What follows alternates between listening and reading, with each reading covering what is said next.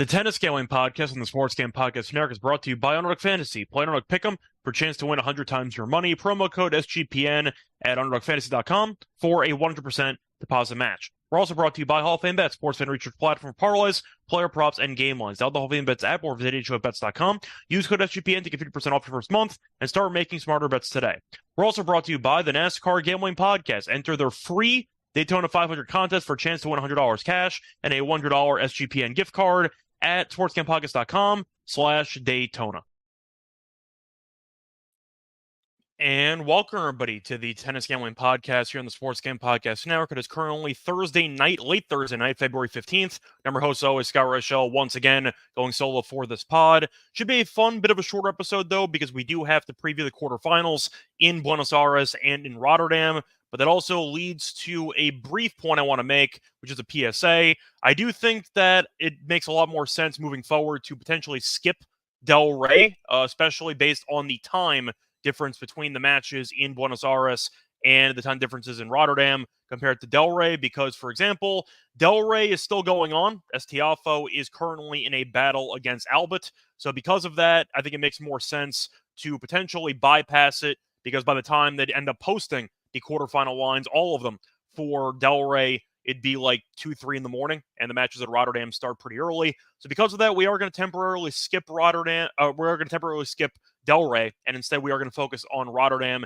and on Buenos Aires. Feel like a sacrifice we kind of need to make sure that this episode comes out early enough for all of you to get access to the picks and previews for the other events that start early in the morning. But that's kind of my brief announcement there. We will not be covering Del Rey in this episode. We'll only be covering Buenos Aires and Rotterdam. Now, as for the actual recap of the last episode, before we get into any of that, do want to remind everybody to hit the like and subscribe button on YouTube and to rate and review the podcast on Spotify and on Apple. Also, a reminder to check out the merch store on the SGPN's website for Tennis Gambling Podcast merch. T-shirts, mugs, you get the drill. But if you want to support the show, you know where to find merch for the actual podcast. Anyway, time for the actual recap of the last episode, starting off with the lock and dog picks. Unfortunately, ended up not winning the dog. The lock ended up pushing. We had Daniel on the money line at minus 144 against Duckworth. Unfortunately for us, Duckworth was being so injured that he ended up not showing up for the event, which I thought was a possibility. I have no regrets with regard to actually making the selection anyway. It was a free roll as far as I'm concerned. Either Daniel was going to win because Duckworth was extremely compromised, or he wasn't going to show up and we would get a void no matter what. Unfortunately for us, it was option B, but we had a chance to free roll there. I have no regrets, and hopefully in the future, when we fade injured players, they actually suit up and play one set. Picked up a push there. As for the dog, picked up a loss. We had a 2-pick parlay with Herkach moneyline and Shapovalov moneyline at plus 130. Herkach got it done. Was not easy as he beat Leheshka in a final set breaker. Shapo, though, ended up losing in straight sets to Monfils 7-6, 7-6. Had some chances in the breakers, could not convert, and Monfils did get the job done there. So, unfortunately, did lose the lock. We did push the lock, and we lost the dogs. Hopefully, we'll sweep here in this episode for the quarters. As for the actual tournaments, going to briefly recap the round of 16 action in Buenos Aires and in Rotterdam. Starting off with the action from a couple of days ago, so Tuesday. Echeverry's been very solid. He ended up beating Galan in straight sets with a bagel in the second set. Lajovic ended up beating Tabilo. He's been in good form, too, after upsetting Fees in the first round. You saw, just trying to think of who else ended up making it through. Jari had a war against Wawrinka. Probably should have lost the match because Wawrinka was serving for the match in the third set, but choked it. And Jari eventually won the tiebreaker 7-5. And to get into the action in Rotterdam on Tuesday, you ended up seeing Rublev win a massive war against Felix. Probably should have lost that match too. He was down triple match point, serving for it though, and Felix choked it as Rublev ended up winning the last couple of games as he won 7-5 in the third. Sinner has been pretty solid, beat Dzanshulp in straight sets. Did lose a set to Monfils though, surprisingly, on Thursday, but he got the job done there in 3. De Minaur's been great. He ended up winning in straight sets against Golfin and against Korda, so he's been in good form. Rune did lose against Shevchenko on Thursday. Did end up beating Safulin in the Wednesday match. Or, no, in the Tuesday match, I mean. Wait, no, that was Wednesday. Sorry, I'm mixing up my days. But the point is, Raonic has been solid as well, as he ended up beating De Jong and he beat Bublik in straight sets. Dimitrov's been good too, as he ended up beating Sonego, and he also ended up beating Fucsovics in straight sets, so he continues to be in good form. Basically it, though. Nothing really more to add for those matches. Had a couple of marathons, though, on Thursday. I kind of bled into some of it because I mentioned that Shevchenko did end up beating Rune in 3 on Thursday. Griekspoor won a phenomenal match against Hurkacz. 3 sets, 3 tiebreaks, and Griekspoor got the job done in front of the home country fans in the third set breaker. So Hurkacz went down in a bit of a surprising upset there. The head-to-head matches between those two guys, though, have been extremely competitive, so not a total shock if you dug into the head-to-head data, but Griekspoor got it done. Sinner beat Monfils in 3. Monfils has won Rotterdam 2 times before, so this is definitely one of his favorite events of the year. Still look good, though. I called him washed, and he did look a lot better than I thought he would, but Sinner was too much in the end. Rusevori did beat Struff in straight sets, 6-3, 6-3. Moving on to Buenos Aires, Vavasori ended up beating De Geer in straight sets. Not a total shock because De Geer had a hard time beating Cilic, who has been well past his prime for the last couple of years, still rehabbing from injuries. Coria pulled off an upset against Nori in 3, competitive match, but he got the job done for the home country fans in 3. Alcaraz came back, did win in straight sets. Second set got a little bit dicey there, but he did hold on to 1-7-5. And Baez avenged his loss to Darderi in the previous tournament as he ended up winning in Buenos Aires in straight sets, 6-4, 7-5. So not much really else to add for those two events. So we're going to move ahead into the actual previews for the quarterfinals in Rotterdam and in Buenos Aires. We're going to start off with Rotterdam, though, just based on chronological order. Rotterdam's going to be starting at around 7 a.m. tomorrow, tomorrow because it's still Thursday. So on Friday, Rotterdam's going to start at 7 a.m. and Buenos Aires will be starting at about 11:30 a.m. Eastern time. So we're going to start over in Rotterdam, and we're going to go into the first match, which will be between Dimitrov and Shevchenko. Dimitrov is a decent favorite here. In fact, I'm kind of underselling. He's a massive favorite here, as Dimitrov is about minus 518 on the money line, while Shevchenko is around plus 398 the other way. For the game spread, Dimitrov minus 4.5 is minus 107. Shevchenko plus 4.5 is minus 113. Over-under is set at 21.5 games. The over is minus 112. The under is minus 108. If you want to go for set wagering, you can find Dimitrov in straight sets at minus 145. Shevchenko to win a set is plus 115. Over 2.5 sets is available at plus 180. So Shevchenko pulled off a nice upset win against Rune in Thursday's action as he ended up winning the first set, then fumbled the second set, 6-1, and then got back on track, winning 6-3. Has gone to 3 sets, though, in each of the last 2 matches because he went to 3 against Zhang in the first round as well. As for Dimitrov, he ended up winning in straight sets against Sonego and straight sets against Fucsovics. So he's been good, but there has been some competitive sets in there, as you're looking at a 7-6 against Sonego and a 7-5 against Fucsovics. So the question is, there's no head-to-head data to draw from. Do I think Shevchenko can win a set? I think he's going to get close. Is he going to? That I'm not sure about because Dimitrov's versatility, I just think, is too much for Shevchenko to handle. I think that Dimitrov can outlast Shevchenko in the long rallies, and I do think that the slice game, the volley game, all the other intangibles that Dimitrov brings, Shevchenko just doesn't have. So I do think Dimitrov's going to win. 518, though, that's a little bit disrespectful, in my opinion. I think Dimitrov is going to win, but I think it might be competitive. I really don't mind Shevchenko plus the 4.5 games here at minus 113. Dimitrov, I think, can win this 7-6, 6-4. Something competitive, respectable, but I'm not picking Shevchenko to win. But I do think Dimitrov will get it done, and I do think he'll end up advancing to the semis, hopefully, to cash our quarter pick, because we had Dimitrov at about plus 162. So hopefully he gets it done, and that'll cash an outright for us. But the point is, I think Dimitrov will get it done. But Shevchenko has been a friend of the podcast. He's cashed us a lot of bets this season. I've had a good read on his matchups for the last couple of months. I think Shevchenko can hang in there, but he's not going to win. That's kind of my stance on that one. Moving on to the next matchup, you're going to be looking at a matchup between Rublev and Rublev and de Minaur, which might be the match of the day. So going through the actual betting odds here, Rublev is a slight favorite, about minus 120. De Minaur is about even money. As for the game spread, -1 for Rublev, +1 for de Minaur. The over-under in games is set at 23. The over is minus 106. The under is minus 114. If you want some alt lines, the over 22 is at minus 140.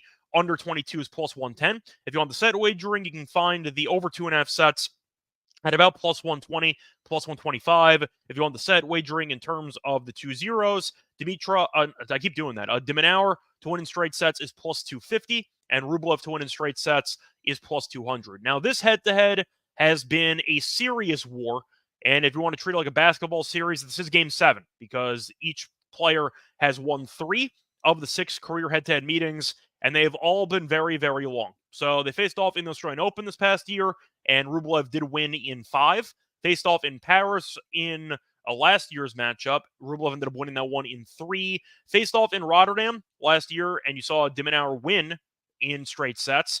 And they faced off in Monte Carlo in 2022. Rublev won in 3. Faced off in the Next Gen final in 2018. De Minaur won in 4. Faced off in BC in 2018. De Minaur won in 3. So basically, if you want to do the math there, that means that in 5 of the 6 career head-to-head meetings, they've split the first 2 sets. So my prediction for this match is pretty simple. Give me absolute chaos. Give me the over. I think you're going to see an absolute war. De Minaur winning, though, in Rotterdam does make me believe he's got a shot to win this thing, because I've seen how he's looked in this event. Rublev probably should have lost to Felix in the last round. So de Minaur has looked more comfortable at this point in the tournament, but I do think Rublev is the better player. De Minaur did beat him, though, last year in this exact event, so I do think de Minaur has a slight edge, but I would lean to the over anyway. I think you're going to see a very close matchup. It's a battle of conflicting styles. Rublev has a lot of firepower. De Minaur is more of a defensive guy to keep the ball in play, and as a result, with the conflicting styles, each player tends to have moments in these head-to-head matches. I think you're going to see a pretty similar script here. I am going to go with the over in this one. The sets, plus 125. The games, I don't mind. I'd prefer 22.5 over 23. I wouldn't mind paying minus 120, minus 125, but I do think the over gets there, and that's going to be my main pick for this matchup. Moving on to the next one, you have Griekspoor against Ruusuvuori. Griekspoor is about minus 163 on the money line, while Ruusuvuori is around plus 130. As for the actual over-under, set at 23 flat at about minus 110. Now, for the head-to-head, this has been one-way traffic, surprisingly, because you wouldn't assume that one of these two guys has owned the other one in their careers. But it's true, because Griekspoor so far in his career is a casual 4-0 against Ruusuvuori, and he's not dropped a set. Faced off in Stockholm last year, Griekspoor won in straight sets. Davis Cup last year, Griekspoor won in straight sets. Faced off on grass last year, and Griekspoor won in straight sets. And then they faced off in a Futures event in 2017. Griekspoor did win in straight sets. Now, Griekspoor has been fantastic so far in this event. Ended up having a pretty competitive first 2 rounds, beat Musetti in a final set tiebreak, and beat Hurkacz in a final set tiebreak on Thursday. As for Ruusuvuori, he had a bit of a war against Humbert, but we picked him to win that one because Humbert had just been off of a title in his home country in Marseille. We thought fatigue would be an issue, and Ruusuvuori had the head-to-head number on Humbert, and it worked out to his advantage. Then he beat Struff comfortably 6-3, 6-3. So you can argue maybe fatigue will be an issue for Griekspoor, who's had back-to-back marathons in this event. Having said that, the home country fans are behind him, and he is 4-0 in the head-to-head. Now, we already have action on this match because we gave out Ruusuvuori to win the quarter at about plus 750. So plus 750, it's a hell of an opportunity to hedge if you want to take Griekspoor. So hopefully Ruusuvuori gets it done because that would be a nice outright to cash. Do I think Ruusuvuori is going to win? Probably not. It's tough to go against Griekspoor with a 4-0 head-to-head advantage. 3 meetings last year, never dropped the set against them, and the home country fans have definitely helped propel Griekspoor to these tough wins against his opponents. And with him beating Hurkacz and with him beating Musetti in the first 2 rounds in marathons, I do think the crowd support's going to help him. So I do think Griekspoor gets it done. I would probably lean to the games here. With the fact that he has not dropped a set, it might just be a matchup thing where Ruusuvuori can't solve him. But give me the home country guy who has beaten some good competition. Ruusuvuori has beaten some good competition too, but Humbert was maybe a bit compromised physically after winning in Marseille. And we know that Struff has been fine, not great. He kind of peaked last year in grass season in Stuttgart, I believe. But the point is, I do think you're looking at a spot where Griekspoor should get the job done, keep the home fans entertained, and you'll see him win maybe a marathon, maybe not, but give me Griekspoor to get the job done with the spread here at about minus 1.5 games, minus 2. And moving on to the final matchup in Rotterdam, we really did not save the best for last because this is one of the biggest favorites on the actual card. You have Sinner against Raonic. Shout out to Raonic for making it this far. Sinner is a minus 1,500 favorite, and Raonic is about plus 900. The over-under is set at 21 flat. If you want to go for the game spread, Sinner minus 4.5 is plus 105. Raonic plus 4.5 is minus 125. As for the actual set wagering, Raonic to win a set is plus 240. Sinner to win in straight sets is minus 300. Alt over, you can find 20.5. The over is minus 130. The under is even money. Now, Sinner, of course, is the better player. Raonic is surprisingly here, but he's been very comfortable. Beat De Jong and beat Bublik without dropping a set or dropping serve, which is not a total shock because Raonic is a great server, but he appears to be healthy right now. Knock on wood. We'll see what happens. Should Sinner be this big of a favorite? 1,500's a lot for a guy that dropped a set to Monfils on Thursday. Is he going to lose? No. Like, Sinner's going to win the match. The question is, do I think Raonic can do enough to keep it competitive? Can the serve do enough to keep the scoreline respectable? I think it can. I think you're looking at a spot where Raonic loses, maybe in 2 tie breaks, maybe you get a 6-4 in there. 4.5 games, though, sounds massive to me against one of the better servers on tour when healthy. Raonic has not dropped an actual service game yet, and now he's getting 4.5. Now, the argument is Sinner is a very good returner, and Sinner's probably not going to get broken in this match either. So, I don't think Raonic is going to break. That's kind of the problem. But 4.5, that's a massive line. I think I'm going to lean to Raonic plus the 4.5. Maybe the over at 21. But if you get one breaker in this match, you're basically set. So I do think you're looking at a spot where a breaker is actually a decent possibility. Maybe a 7-5 or a 6-4. But the point is 6-4, 6-4, you still cover the 4.5 games. But 4.5 just feels too high to me. I know Sinner's a good returner. I get all that. But Raonic's serve has been solid. We know that he can volley. He's going to get killed in the long rallies. It is what it is. It comes with the territory. But I do think the spread's a bit high. And I do think if Raonic can just hold, he should be able to cover this. So give me the over. Give me Raonic to cover the 4.5. But I do think Sinner wins in straight sets. Probably 7-6, 6-4, 7-6, 6-3, something like that. But the spread does feel a bit high. I am going to lean to the dog here. And I am going to take Raonic plus the 4.5 to get the job done while losing the match in straight sets. And moving on to Buenos Aires, looking at the actual schedule for the card, you have the first matchup between Lajovic and Diaz Acosta. Lajovic is a slight favorite here, about minus 118, and Diaz Acosta is about minus 102. For the game spread, Lajovic minus half a game is minus 105. Diaz Acosta plus half a game is minus 115. Over-under for games is set at 22.5. The over is even money. The under is minus 120. For set wagering, you can find the match to go to 3 sets at plus 130. Lajovic in straight sets is a plus 220, and Diaz Acosta to win in straight sets is plus 200. Now, Diaz Acosta does have the home country advantage, and he has been good so far in this event. Diaz Acosta has not dropped a set, beat Altmaier in straight sets, and beat Cerundolo in straight sets. Cerundolo's been a disaster in 2024. He's been really, really bad. Lost in a tiebreak in the first set. Then he smashed the racket, and he got bageled in the second set. So, don't get me wrong, beating F. Cerundolo is a good win. But I have to point out Cerundolo has been in really bad form, so the win isn't as meaningful as it might have been last year, for example. But I do think that Lajovic is the better player, as he has beaten Fees and he beat Tabilo. However, I do have to point out that if you're comparing the opponents, I do think Altmaier and Cerundolo are better than Fees and Tabilo. Fees, I think, is the best player in that group, but he wasn't exactly playing much clay tennis before this event, so you can argue Russ might have played a factor. A lot of double faults in that match. I think it's going to be a war. I think it's going to probably go 3 sets, but I think I am going to lean to the home country guy. I'm going to lean to Diaz Acosta. I just think that he's in good form. I think he's able to get the job done. Catfish asking, this is the first head-to-head meeting. It is. They've never faced off against each other. But I do think it's going to be a close matchup. Lajovic is older. He's off a 3-set marathon. And luckily for him, though, he did not play yesterday, so he should be able to fully recover for this upcoming match. But I do think you're looking at a spot where Diaz Acosta is good enough to definitely get the job done. Should be a war, though, so I like the over. 2.5 sets at about plus 130, and I think that Diaz Acosta is going to get the job done. Will not be easy. Might go down to the wire, but I'm going to pick the home country guy. I don't mind a team total over for either guy at 12.5. I see a marathon, so I think you're probably looking at what should be at least one of these guys going over 12.5. Maybe you bet both. I see Diaz Acosta over 12.5 is plus 105.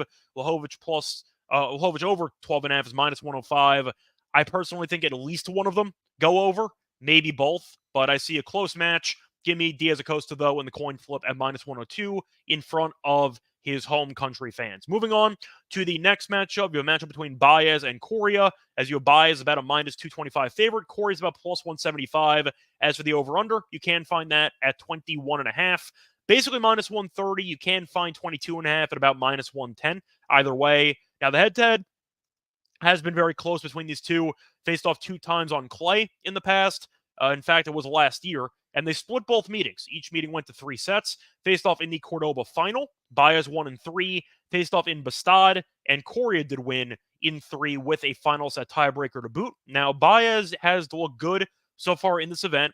Got revenge against Darderi, and he ended up beating Zapata Miralles in straight sets. Zapata Miralles is a pretty good clay player, but he's had an abysmal start to the 2024 season.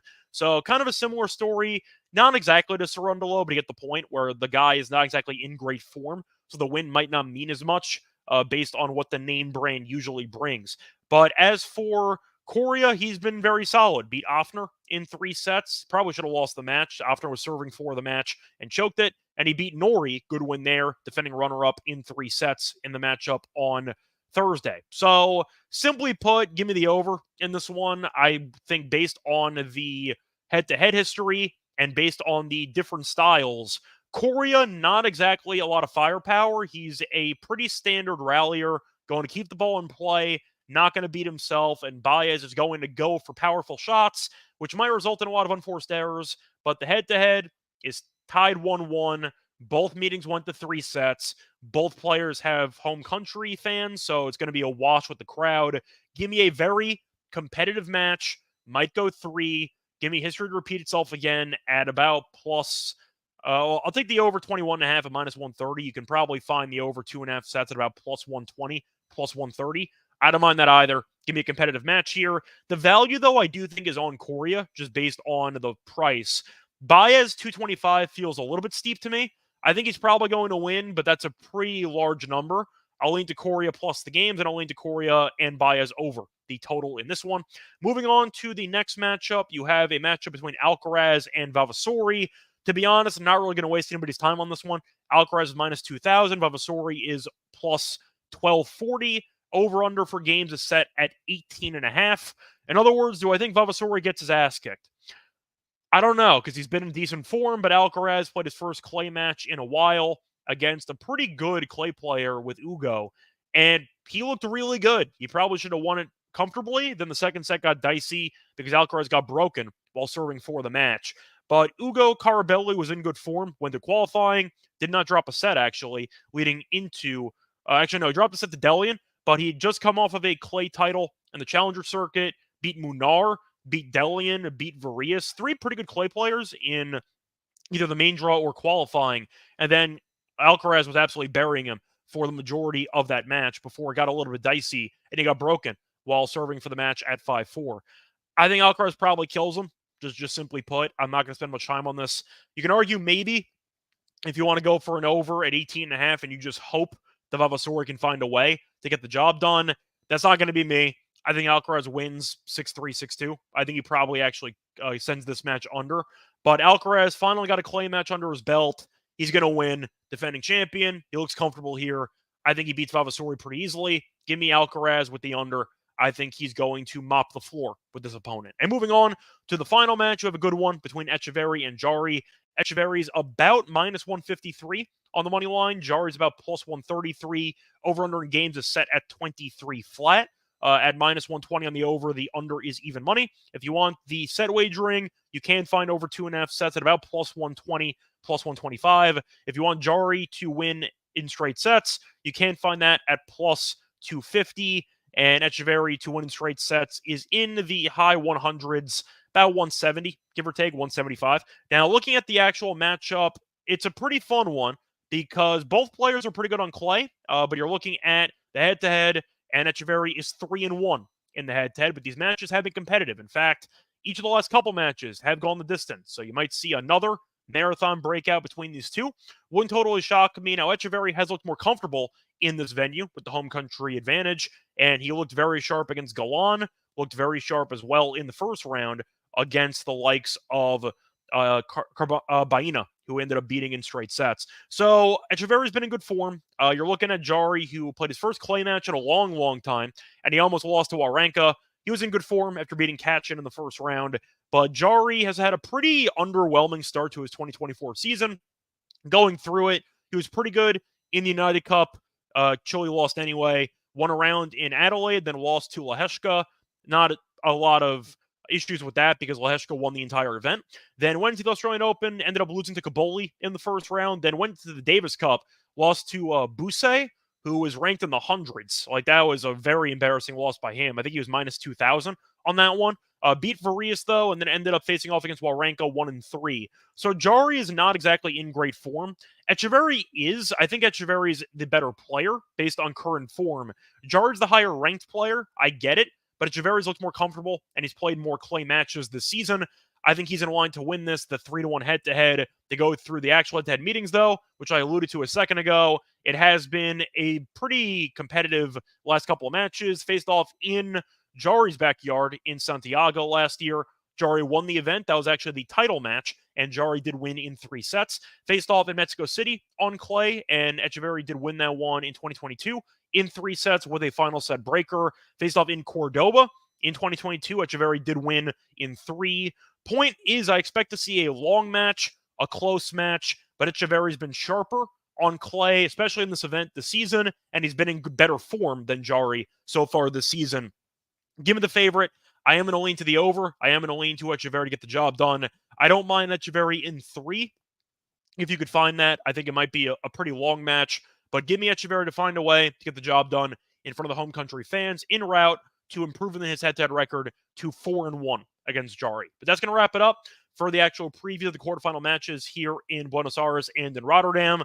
Apologies once again for not doing Del Rey, but the matches end so late. I saw Tiafoe did end up winning against Alabin in straight sets, but now I got to wait 2 hours for the lines to come out. It's not worth my time. So I am going to just do these 8 matches. Now it's time for the lock and dog picks, but before we get into any of that, can I have a quick word from our sponsor? We're brought to you by the SGPN Daytona 500 contest. Rev up those engines. NASCAR is back. Check out the NASCAR Gambling Podcast. Rod and Cody have you covered for all things NASCAR and racing, from trucks to Cup to IndyCar to F1. This show gives you the drivers to watch and the most profitable picks for the weekend of racing. Enter their free Daytona 500 contest for a chance to win a $100 SGPN gift card and $100 cash. Go to sportsgamepodcast.com/Daytona, sportsgamepodcast.com/Daytona. We're also brought to you by Underdog Fantasy. Underdog Fantasy has a way to play alongside your favorite fantasy players all season long. NBA, NHL, and college basketball, simply pick higher or lower on your favorite players' fantasy stats and cash in. You can win 100 times your money with some spicy plays. So watch along, make your picks, and maybe make a little money over on Underdog's mobile app or website, underdogfantasy.com. Remember, when you sign up, use the promo code SGPN. Underdog will double your first deposit up to $100. Underdog Fantasy, promo code SGPN. We're also brought to you by Hall of Fame Bets. Win bigger, betting smarter this NBA season with Hall of Fame Bets, sports bet analytics platform for parlays, player props, and game lines. Research every NBA and soccer bet historical stats and data. Enter any parlay idea into Hall of Fame Bets' revolutionary parlay optimizer tool to get hit rates broken down by leg, as well as an expected probability for the entire parlay. Sort all players by hit rate for any bet, or in which players are hot and which picks have value. Stop betting in the dark and join over 30,000 users researching with Hall of Fame Bets to craft more intelligent, data-driven parlays. Download the Hall of Fame Bets app or visit HOBets.com. Use code SGPN to get 50% off your first month today. Start researching, start winning with Hall of Fame Bets. Welcome back, everyone, to the Tennis Gambling Podcast. Just finished previewing the 8 quarterfinal matches in Buenos Aires and in Rotterdam for Friday. Now it's time to get into the actual lock and dog picks for the show. Starting off with the lock, I am going to go to a matchup that I think is going to be a very competitive one. Full disclosure here, I do have a couple of overs for the lock and dog picks. For the actual lock, I'm actually contemplating if I want to switch the picks because I have one of them for sets, one of them for games, and the question is, do I want to actually flip it and take the games for one instead and the sets for the other one? Let me just quickly see for a second what the price would be for the sets here. It's difficult to actually find some of the odds here. I think I am going to switch it. So let me just quickly take care of that.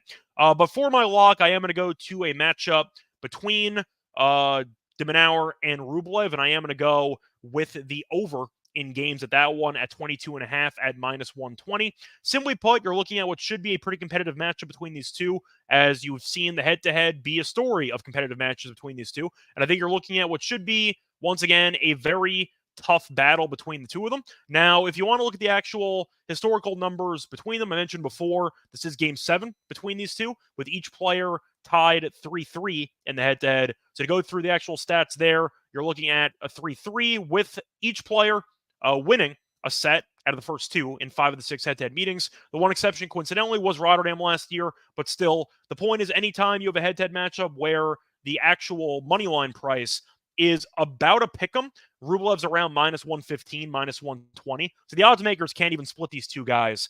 I see a very competitive match. I see a very close match. And based on the history and the style of play, I think you are in line to see a pretty unpredictable matchup that could go either way. But if you want to talk about where the value might lie here, I think the games are definitely worth the look, especially based on the conflicting styles. We know Rublev is a massive hitter, and we know de Minaur is more of a defensive, keep the ball in play kind of guy that can result in a lot of unforced errors for Rublev, or Rublev does hit through de Minaur, hits his spots, and gets the job done. Point is, I expect to see some ebbs and flows in this match, and because of that, I do think the over is worth a look. So it did pivot a little bit. Originally, I was going to take the over 2.5 sets in this match, but I do think the games makes more sense because I can see a couple of longer sets between them. So for the lock, give me the over 22.5 games in the Rublev and de Minaur match. For the dog, I am going to go to Buenos Aires, and I am going to go with the matchup between the two Argentinians. Give me Baez and Coria over 2.5 sets at +145. The main difference why I switched my picks was the +145, which I really can't resist. 2 career head-to-head meetings. Each meeting went to 3 sets. So that's a good start. 4 of Baez's last 6 clay matches have had at least 22 games. So we have seen Baez involved in a couple of marathon matches recently. Coria, though, has been a marathon man so far in Buenos Aires. Went to 3 against Offner. Went to 3 against Nori. So he's no stranger to going to long matches, maybe taking a set off or 2, losing the first set, coming back and winning the second one. We've seen Coria have a lot of ups and downs in his form throughout individual matches, but with a competitive head-to-head where each guy's won a match and it's gone to 3 sets both times, +145 is a massive price. So I think that lines off. I think it should be closer, in my opinion, to about +130, give or take, but I think +145 is too good to turn down. I am going to take that as my dog. So once again, the picks for the show, the lock is going to be on the over 22.5 games between Rublev and de Minaur at -120, and the dog will be Baez and Coria over 2.5 sets at +145. That's going to wrap it up for this episode of the Tennis Gambling Podcast. Find me on Twitter at Reichel Radio. Find me on a bunch of podcasts, the network, the NBA show, the NFL show, WNBA show. You get the point. MLB show especially, because we're going to be doing some division previews over the next couple of weeks, so stay tuned for that. Baseball season right around the corner, so get excited there. But until next time, a reminder to like and subscribe and to hit the like button, with also leaving a review and a rating on Spotify or Apple. Also, check out the merch store for Tennis Gambling Podcast merch. But until next time, good luck to all of you and all of your bets. Bye, everyone.